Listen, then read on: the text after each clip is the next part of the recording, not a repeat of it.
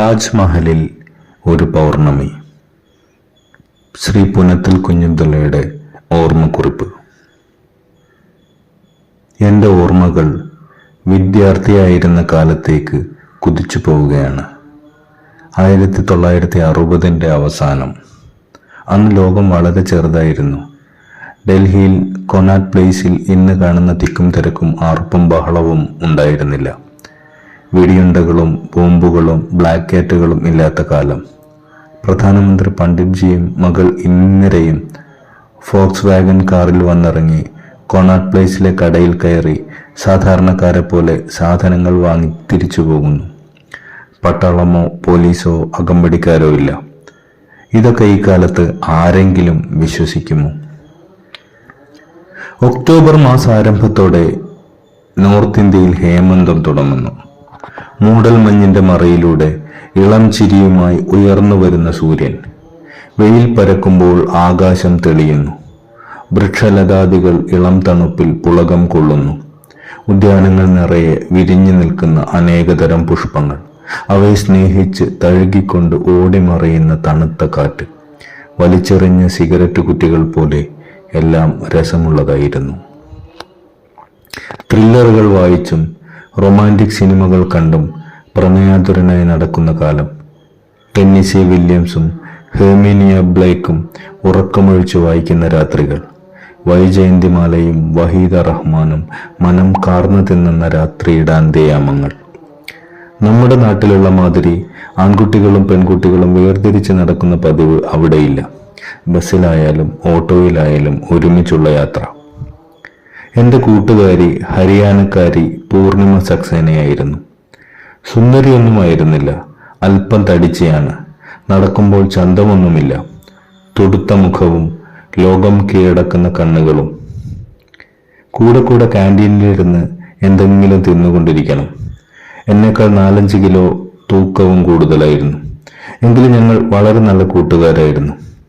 കോളേജിലെ പരീക്ഷണശാലകളിൽ ഒരേ മൈക്രോസ്കോപ്പാണ് ഞങ്ങൾ ഉപയോഗിച്ചു കൊണ്ടിരുന്നത്. പരീക്ഷണങ്ങൾ നടത്തുമ്പോൾ കഴിയുന്നത്ര ഞങ്ങൾ ചേർന്നിരിക്കും. ഷാംപൂ തേച്ച് മിനുമിനുത്ത അവളുടെ മുടിയിഴകൾ എൻ്റെ ദേഹത്ത് പാറിക്കളിക്കും. അങ്ങനെ ഇരിക്കെ ഒരു ദിവസം ഞങ്ങൾ ആഗ്രയിൽ പോയി താജ്മഹൽ കാണാൻ തീരുമാനിച്ചു. ഹേമന്തത്തിലെ പൗർണമി നാളിൽ ചന്ദ്രൻ തലക്കുമീതെ വന്നു നിൽക്കുന്ന ഒരു രാത്രിയുണ്ട്. അന്ന് താജ്മഹലിൽ വലിയ തിരക്കായിരിക്കും. അന്നത്തെ നിലാവുള്ള രാത്രിയിലാണ് താജിന്റെ പ്രതിബിംബം നിശ്ചലമായ യമുനയുടെ ജലപ്പരപ്പിൽ നിഴലിക്കുക. മാറോട് മാറ് ചേർന്ന് നിൽക്കുന്ന ബിംബവും പ്രതിബിംബവും തിരിച്ചറിയാൻ കഴിയാത്ത താജ്മഹലിന്റെ ആ അപൂർവ ദൃശ്യം കാണാൻ ലോകത്തിന്റെ നാനാഭാഗത്തു നിന്നും സഞ്ചാരികൾ അവിടെ അന്നത്തെ ദിവസം മേളിക്കും.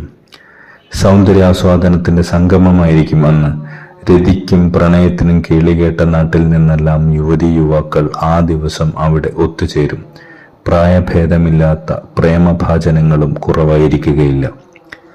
ചപ്പും ചവറും പൊടിപടലങ്ങളും കുതിരവണ്ടികളും വഴിവാണിഭക്കാരും നിറഞ്ഞ ഇടുങ്ങിയ വഴികളിലൂടെ യാത്രക്കാർ ഞെങ്ങിയും ഞെരുങ്ങിയും നടക്കുന്ന ആഗ്ര ഫോർട്ടിൽ ഞങ്ങൾ ബസ് ഇറങ്ങി. ഫോർട്ടിൽ നിന്നാണ് താജിലേക്ക് പോകേണ്ടത്. പ്രാചീനമായ ആ നഗരത്തിൽ തിരക്ക് അസഹനീയമാണ്.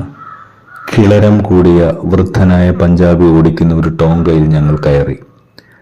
താജ്മഹലിലേക്കുള്ള പാതയിലൂടെ ഞങ്ങളുടെ ടോങ്ക ഓടാൻ തുടങ്ങി. തിരിഞ്ഞു നോക്കിക്കൊണ്ട് വണ്ടിക്കാരൻ ചോദിച്ചു, സാബ് ഗോഡെ കോ മാർദൂം ക്യോം? പൂർണിമ നിലക്കടല കുറിക്കുന്നതിനിടയിൽ ചോദിച്ചു. തോ ജൽദി ചലേഗ?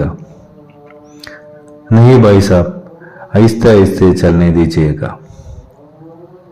പാതയുടെ ഇരുഭാഗത്തും പടർന്നു പന്തലിച്ചു നിൽക്കുന്ന വൻമരങ്ങളും പൂച്ചെടികളും കണ്ട് മനം കുളിർത്ത ഞങ്ങൾ താജിന്റെ മുന്നിലെത്തിയപ്പോൾ അത് ഭൂമിയല്ലെന്ന് തോന്നി. സൂര്യൻ അസ്തമിച്ചിരുന്നു.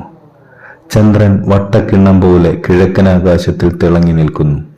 നിറഞ്ഞ നിലാവിൽ താജിന്റെ സ്വരൂപം കണ്ട് ഞങ്ങൾ അനുഭൂതിയിലാണ്ടു.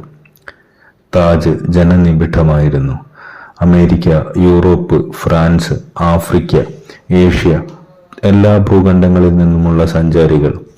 ലോകത്തിന്റെ പരിച്ഛേദം. ലോകം ഇന്നേവരെ കണ്ട സ്നേഹത്തിന്റെ മഹത്തായ പ്രതീകത്തിന്റെ മുക്കും മൂലയും തിരഞ്ഞ് ഞങ്ങൾ നടന്നു.